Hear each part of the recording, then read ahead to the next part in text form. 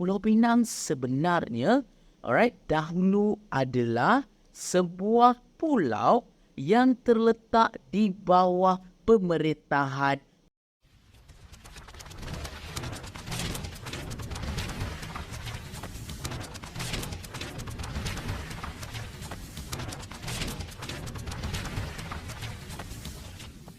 Hai, Assalamualaikum. Anda bersama dengan saya lagi, Sir Histrozi. Let Histrozi teach you history. Jadi video kali ini kita berada pada sejarah tingkatan 3, bab yang kedua, pentadbiran negeri-negeri Selat. Dan fokus untuk video kali ini kita nak tengok tentang bagaimanakah perluasan kuasa British di Pulau Pinang. Alright, dalam video yang sebelum ini saya dah pernah ajar kamu bahawa semasa British nak meluaskan pentadbirannya atau meluaskan kuasanya di dalam negara kita, dia telah memecahkan pentadbiran di Tanah Melayu ini kepada 3 bentuk pentadbiran, iaitu pentadbiran negeri Selat, pentadbiran negeri Melayu Bersekutu dan pentadbiran negeri Melayu tidak bersekutu. Jadi kita nak fokuskan kepada bab yang kedua, iaitu pentadbiran negeri-negeri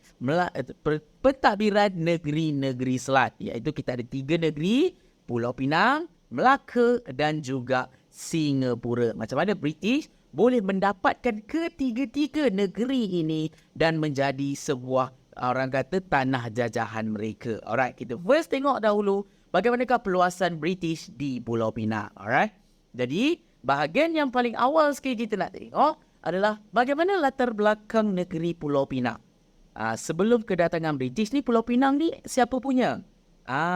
Siapa yang ada kat Pulau Pinang sebelum British datang ke Pulau Pinang? Alright. Dan satu benda yang kamu tahu, Pulau Pinang merupakan negeri yang paling first sekali yang British letakkan atau jejakkan kaki mereka di dalam negara kita. Alright. Jadi first sekali, benda yang first yang kamu kena tahu adalah Pulau Pinang sebenarnya, alright, dahulu adalah sebuah pulau yang terletak di bawah pemerintahan Kesultanan Kedah, kalau kamu nak tahu. So maksudnya Pulau Pinang yang kita kenali pada hari ini dulu adalah sebuah pulau yang merupakan daerah di dalam Kesultanan Kedah. Yang mana ianya milik Sultan Kedah. Dan menjadi pusat persinggahan kepada pedagang-pedagang daripada daerah Lingga. Itu adalah sebelum British datang.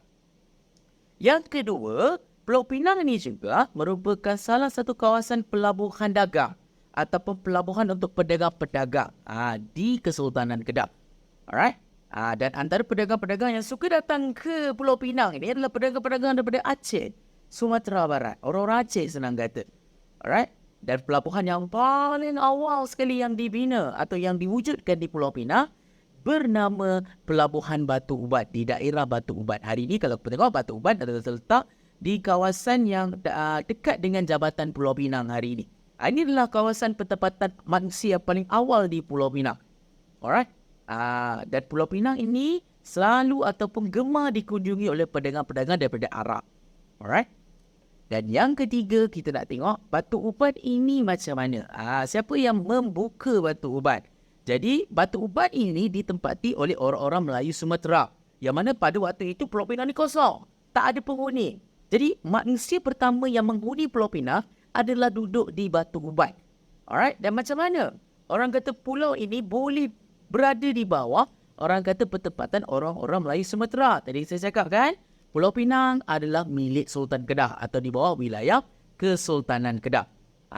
Jadi, semasa orang kata Pulau Pinang ni di bawah Kesultanan Kedah, Kedah ini mengalami ancaman daripada Siam.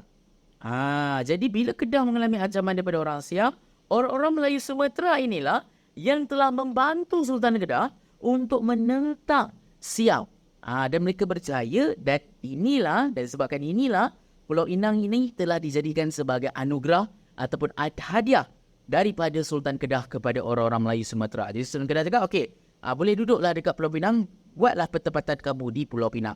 Dari situlah orang-orang Melayu Sumatera ini, bila mereka telah membantu Sultan Kedah, mereka telah memulakan pertempatan mereka di Pulau Pinang di daerah yang bernama Batu Ubat. Okey, dan itu latar belakang sebelum British datang ke dalam negara kita. Seterusnya, kita nak tengok pula, macam mana ataupun bila British mula-mula meletakkan kaki di dalam negara kita atau menjejakkan kaki di Pulau Pinang. Alright. First kita nak tengok kenapa British nak Pulau Pinang. Apa yang special sangat Pulau Pinang ini? Kenapa dia tak bagi pulau lain? Kenapa Pulau Pinang? What is so special about Penang? Sebab banyak nasi kandar ke? Tiba tak ada nasi kandar lagi pada waktu ni. Yang pertama adalah British inginkan Pulau Pinang sebagai pusat pengumpulan barang. Sebenarnya matlamat utama British adalah dia nak barangan-barangan daripada China. Sebab barangan China adalah target utama British. Bila mereka datang berdagang, mereka nak barang-barang daripada China. Contoh macam teh, sutera, tembikar, macam-macam barang-barang yang hanya ada dekat China.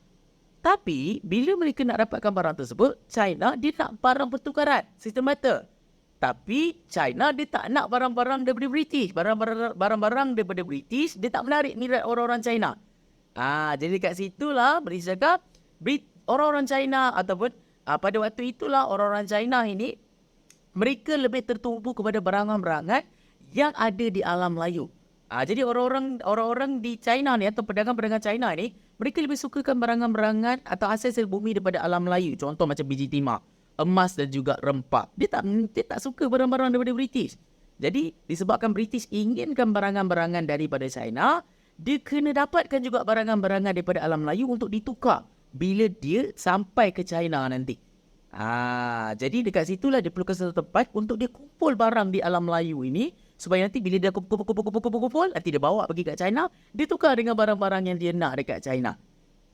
Jadi kat situlah dia kena ada satu tempat, alright, sebagai pusat pengumpulan barang-barang yang diinginkan oleh pedagang-pedagang China. Itu reason yang pertama, kenapa dia nak Pulau Pinang. Dia dijadikan sebagai pusat pengumpulan barang. Yang kedua adalah sebagai pelabuhan persinggahan. Alright, yang mana kamu kena tahu, Selat Melaka secara amnya, secara generalnya, kita tahu sejak daripada tingkatan 2 kamu dah belajar, sejak daripada zaman Kesultanan Melayu Melaka, Selat Melaka merupakan salah satu kawasan tumpuan pedagang. Sebab dia adalah laluan kepada pedagang-pedagang daripada China dan juga India. Maksudnya pedagang dari China, kalau nak pergi ke India, mereka akan lalu Selat Melaka. Pedagang India, kalau nak pergi ke China, mereka akan lalu Selat Melaka. Jadi kawasan Selat Melaka ni kawasan tumpuan pedagang-pedagang. Jadi pedagang-pedagang sangat pesat nak lalu kat Selat Melaka ni. Dan Pulau Pinang pula terletak di utara Selat Melaka. Sudah semestinya pedagang-pedagang ini akan datang singgah ke Melaka. Akan datang singgah ke Pulau Pinang. Alright. Jadi bila pesat, dekat sinilah pedagang-pedagang akan datang ke Pulau Pinang sebagai pusat persinggahan. Dan ini yang menjadi, orang kata, matlamat utama British. Sebab apa? Sebab kenapa pedagang-pedagang ni perlukan persinggahan? Sebab zaman dahulu bila kita naik kapal, alright, kapal ini memakan masa yang lama untuk berlayar daripada satu destinasi ke satu destinasi yang lain. Jadi kat situlah setiap kapal ini mereka akan ada pit stop dia untuk mereka berhenti dan mereka berehat. Untuk membaiki kapal, untuk dapatkan bekalan makanan, untuk berehat, untuk berdagang, untuk melindungi kapal mereka daripada cuaca buruk, angin monsun di tengah-tengah laut, ribut taufan di tengah laut. Jadi kat situlah kawasan Selat Melaka ni menjadi tumpuan utama kepada pedagang-pedagang daripada barat nak pergi ke timur, daripada timur nak pergi ke barat, dan mereka akan berhenti di tengah-tengah Selat Melaka ini, di Pulau Pinang ataupun Melaka ataupun Singapura, untuk mereka singgah dan melakukan aktiviti-aktiviti yang boleh dilakukan oleh mereka seperti baiki kapal, dapat bekalan makanan dan berlindung daripada angin monsun sebelum meneruskan perjalanan mereka. Senang kata saya analogikan, Pulau Pinang ini atau pusat pelabuhan persinggahan ini adalah pelabuhan yang digunakan untuk kapal-kapal bersinggah. Kalau macam contoh hari ini kan, kalau kita dalam perjalanan kan, kalau kita naik highway kan, contoh daripada Pulau Pinang ke Kuala Lumpur contohnya, sepanjang perjalanan highway itu kita akan ada beberapa tempat yang kita panggil sebagai R&R ataupun hentian rehat, saya tak ingat. R&R untuk kita berehat, untuk kita berehat, untuk kita pergi toilet, untuk kita beli makanan, untuk kita berhenti dan berehat selepas perjalanan yang panjang, di tengah-tengah sebelum kita meneruskan perjalanan. Jadi kamu boleh bayangkan kawasan Selat Melaka atau pelabuhan persinggahan ini seperti Pulau Pinang ini dijadikan sebagai R&R kepada pedagang. Contoh bayangkan ada pedagang daripada Arab nak pergi ke China. Dah belayar dekat laut ni, belayar. Lepas tu sampailah dekat kawasan Selat Melaka, tiba-tiba ribut sulfur, tiba-tiba kawasan cuaca buruk dekat laut. Jadi mereka kena berhenti dahulu bersinggah. Jadi bila mereka nak cari tempat berhentian, mereka singgahlah dekat Pulau Pinang. Dan bila mereka singgah kat Pulau Pinang, dekat situlah mereka baiki kapal yang mana yang rosak, dapatkan bekalan makanan, orang kata berlindung daripada cuaca buruk dan angin monsun dan sebagainya, sebelum nanti mereka meneruskan semula perjalanan mereka ke destinasi akhir mereka nanti. Dan itu reason yang kedua. Reason yang ketiga, kenapa British inginkan Pulau Pinang untuk diletakkan sebagai pangkalan tentera. Macam saya cakap tadi bahawa Pulau Pinang adalah negeri yang paling awal sekali yang British letakkan kaki. Alright, jadi dia nak kuasai kawasan perdagangan di alam Melayu ni. Tapi dia perlukan tentera, dia perlukan kawasan untuk diletakkan tentera dia. Dan kawasan tentera yang paling dekat pada waktu itu sebelum dia dapatkan Pulau Pinang adalah di daerah Bombay, India. Jadi Bombay, India dengan alam Melayu itu sangat jauh. Jadi perlukan satu kawasan pangkalan tentera yang baru supaya pangkalan tentera itu lebih dekat dan senang untuk dikawal kawasan perdagangan di alam Melayu.